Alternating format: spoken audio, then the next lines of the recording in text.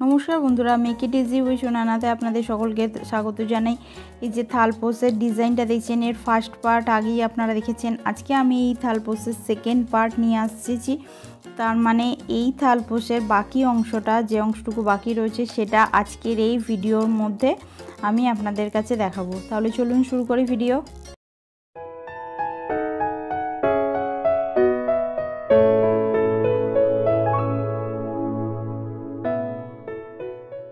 তো আপনারা এই ফুলের অংশটা পর্যন্ত দেখেছিলেন। এরপরে আমি এখানে কালার চেঞ্জ করছি। এখানে আমি একটা পার্পল কালার অ্যাড করছি।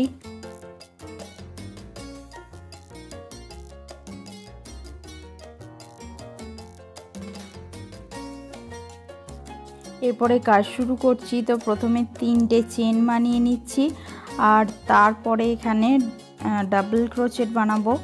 10টা ডাবল ক্রোচেট বানাবো, মানে 3টে চেন, একটা ডাবল ক্রোচেট, আরও 9টা, মানে মোট 10টা ডাবল ক্রোচেট বানাবো। তো এই জায়গাটায় 3টে ডাবল ক্রোচেট বানিয়ে নিলাম। এই যেখানে 4টে চেনের গ্যাপ ছিল, সেই জায়গাটাতে 4টে ডাবল ক্রোচেট বানিয়ে নিচ্ছি।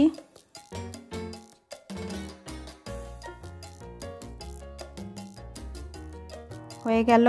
এরপরে যেটা করব, এখানে পরের যে গ্যাপটা, সেই জায়গাটায় ডাবল ক্রোচেটের অংশটায় 3টে ডাবল ক্রোচেট পরপর আবারও বানিয়ে নেব।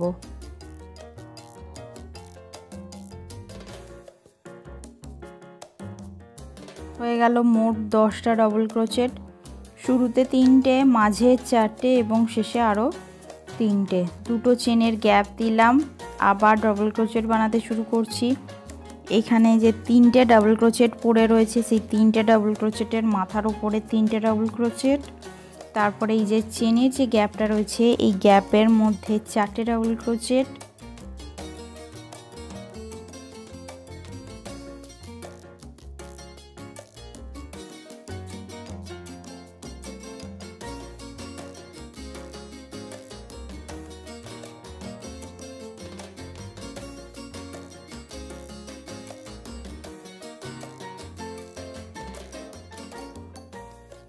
এরপরে এখানে যে ডাবল ক্রোচেটের জায়গাটা, সেখানে 3টে ডাবল ক্রোচেট এখানে বানিয়ে নেব।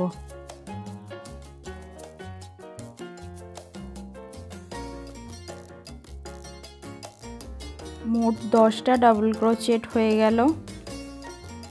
এরপরে আমি এখানে 2টো চেনের গ্যাপ দেব, কিন্তু কোনো স্টিচ স্কিপ করব না। ঠিক তার পরের স্টিচটা থেকেই আবারও 10টা ডাবল ক্রোচেট বানাবো। এইভাবে পুরো রোটা কমপ্লিট করব। তো পুরো রোটা কমপ্লিট করা হয়ে গেছে। দেখুন, আমি এখানে 2টো চেন বানিয়ে ফার্স্ট স্টিচের সঙ্গে স্লিপ স্টিচ করে দিয়েছি। এবার যেটা করব, পরের রোটা শুরু করব। তো এখানে প্রথমে 3টে চেন, আর তারপরেরটাতে সেম গ্যাপের মধ্যে আরও একটি ডাবল ক্রোচেট, মানে আমি ইনক্রিজ করলাম।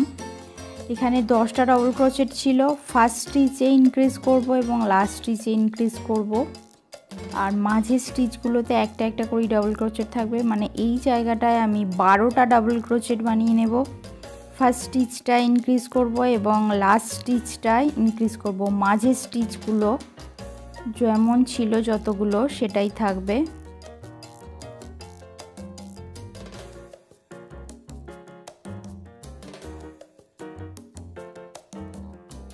এরপরে 2টো চেন বানিয়ে নেব। তারপরে এখানে আবারও কাজ শুরু করব। ফার্স্ট স্টিচটা ইনক্রিজ করলাম, আবার লাস্ট স্টিচটা ইনক্রিজ করব। বাকিগুলো সব প্রত্যেকটার ওপরে একটা একটা করে ডাবল ক্রোচেট বানিয়ে নেব। এইভাবে পুরোটা কমপ্লিট করে নেব।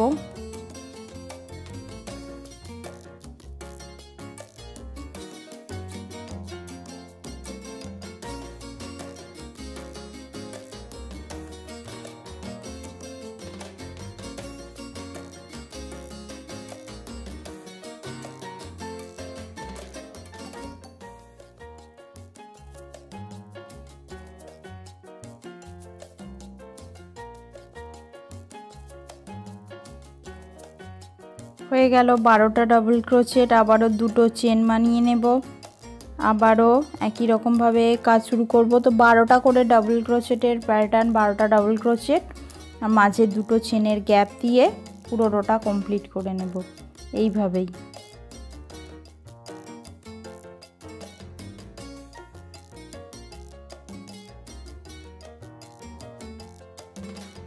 এখানে 12টা করে প্রত্যেকবার ডাবল ক্রোশেট বানিয়ে রোটা কমপ্লিট করব। তো এখানে আমি আরও দুটো রো কমপ্লিট করেছি, একটা 14টা ডাবল ক্রোশেট রো আর একটা 16টা ডাবল ক্রোশেটের রো। 12টা রো পর্যন্ত দেখিয়ে দিয়েছিলাম একই রকমভাবে। ফার্স্ট স্টিচটা এবং লাস্ট স্টিচটা ইনক্রিজ হয়েছে, বাকি সেম রয়েছে আর মাঝে দুটো চেনের গ্যাপ হয়েছে। তো 4টে রো আমি এইভাবে কমপ্লিট করেছি। এবার কাজ শুরু করছি, পপ বানিয়ে কাজ করব। তো প্রথমে 4বার ঘুরিয়ে একটা পপ বানিয়ে নিলাম। এরপরে যেখানে একটা শিকলের প্যাটার্ন বানিয়ে নেব, সুতোর ফাঁসটাকে একটুখানি লম্বা করে টেনে একটা সিঙ্গেল ক্রোশেট বানিয়ে একটা সুতোর ফাঁস তৈরি করব। তারপর দুটো স্টিচ স্কিপ করে 3 নম্বর স্টিচটাতে আবারও পপ বানাবো।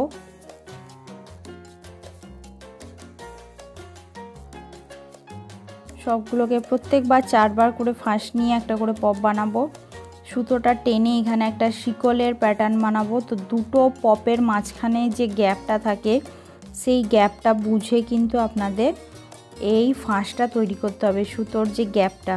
তো সেটা একটুখানি ঠিকঠাকভাবে আপনাদের বুঝে করে নিতে হবে, যাতে কোনো পপ হেলে গিয়ে আরেকটা বা আরেকটার কাছে না চলে আসে। প্রত্যেকটা পপ যাতে সোজাভাবে দাঁড়িয়ে সুন্দরভাবে ডিজাইনটা হয় সেইভাবে গ্যাপটা দিতে হবে। সুতোর ফাঁসটাকে একটুখানি টেনে নিতে হবে, তারপর একটা সিঙ্গেল ক্রোশেট দিয়ে একটা ফাঁস তৈরি করে নিতে হবে। ব্যাস হয়ে গেল। দুটো করে স্টিচ স্কিপ করে 3rd স্টিচটার মধ্যে এইভাবে পপ বানিয়ে নেব। পুরো রোটাতে আমি জাস্ট এইভাবেই পপ বানিয়ে নেব প্রত্যেকটা স্টিচের মধ্যে।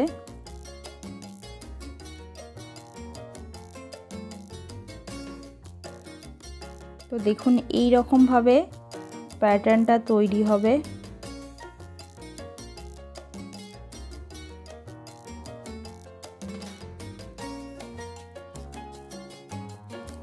সব শেষে যে এখানে দুটো চেনে যে গ্যাপ দিয়েছিলাম এই গ্যাপের মধ্যেও একটা পপ বানিয়ে নেব।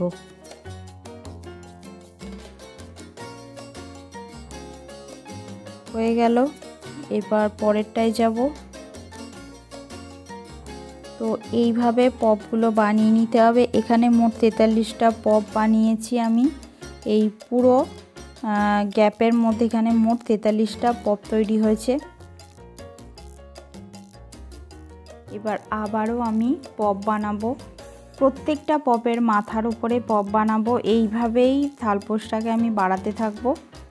4বার ঘুরিয়ে সুতোর ফাঁস নিয়ে পপ বানাবো। আর মাঝে যে শিকলের মতো যে প্যাটার্নটা বা যে ভাঁজটা সেটা সেম থাকবে।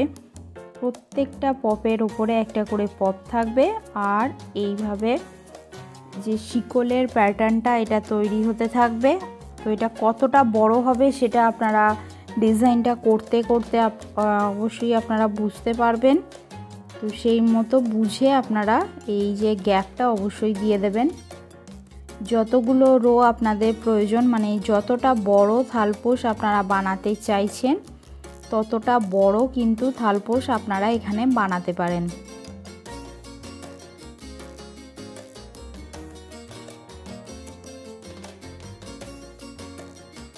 প্রত্যেকবার একইভাবে এখানে একই প্যাটার্নের বানাতে হবে। আর প্রত্যেকটা পপের উপরে একটা করে পপ স্টিচ বানিয়ে নিতে হবে। তো এখানে আমি যেটা করেছি 5টা রো কমপ্লিট করেছি পপ স্টিচের। প্রথমে দুটো রো আমি আপনাদের দেখিয়ে দিয়েছিলাম, তারপরে আরও 3টে রো, মোট 5টা রো আমি এখানে পপ স্টিচের বানিয়েছি। আর আমি বড় করব না, এটা লাস্ট রো মানে বর্ডার রোটা বানাচ্ছি। তার জন্য এখানে রেড কালারটা একটা পপের মাথার উপরে অ্যাটাচ করে নিচ্ছি। এরপরে 3টে চেন বানিয়ে নিচ্ছি। এরপর এই যে যেখানে শিকলের মতো অংশটা যে জায়গাটায় ঠিক ওর মিডিলটায় সিঙ্গেল ক্রোচেট দিয়ে অ্যাটাচ করব। 3টে চেন সেম একই জায়গায় সিঙ্গেল ক্রোচেট দিয়ে অ্যাটাচ করব। 3টে চেন আবারও ওই একই জায়গায় অ্যাটাচ করব সিঙ্গেল ক্রোচেট দিয়ে। একটা 3টে ক্রাউনের মতো একটা প্যাটার্ন তৈরি হলো। এরপর 3টে চেন বানিয়ে ওই জায়গাটায় মানে 3টে প্যাটার্ন এবার তৈরি হয়ে গেল। তারপরে আবারও 3টে চেন বানিয়ে নেক্সট পপের মাথার উপরে প্রথমে একটা সিঙ্গেল ক্রোচেট। তো দেখুন এইভাবে তৈরি হবে। আবারও 3টে চেন বানিয়ে এই যে শিকলের মতো যে ফার্স্ট যেখানটা দিয়েছিলাম সেই জায়গাটা তার মিডিল পোর্শনটায় প্রথমে সিঙ্গেল ক্রোচেট দিয়ে অ্যাটাচ করব। তারপরে 3টে করে চেন আর একটা সিঙ্গেল ক্রোচেট বানিয়ে ওইভাবে এখানে একটা বানিয়ে নেব। একটা ক্রাউন প্যাটার্ন এই জায়গাটায় তৈরি হবে। 3টে চেন আর সিঙ্গেল ক্রোচেটের একটা ক্রাউন প্যাটার্ন। তারপরে আবারও 3টে চেন বানিয়ে নেক্সট পপের মাথার উপরে অ্যাটাচ করে দেব। হয়ে গেল। এইভাবে পুরোটা কমপ্লিট করে নেব। তো আমার থালপোস্টটি কমপ্লিট করা হয়ে গেছে, দেখতে বেশ সুন্দর লাগছে। 3টে কালারের আমি এই থালপোস্টটি বানিয়েছি। আপনারা আপনাদের পছন্দসই কালার এখানে চুজ করতে পারেন। তো আজ এই পর্যন্তই, আবার দেখা হবে আপনাদের সঙ্গে অন্য কোনো এক নতুন ভিডিও নিয়ে। ততক্ষণের জন্য ভালো থাকুন। আর আমার ভিডিও কেমন লাগছে অবশ্যই আমাকে কমেন্টের মাধ্যমে জানাবেন। আপনাদের কমেন্টগুলো আমার পড়তে ভীষণই ভালো লাগে। নমস্কার।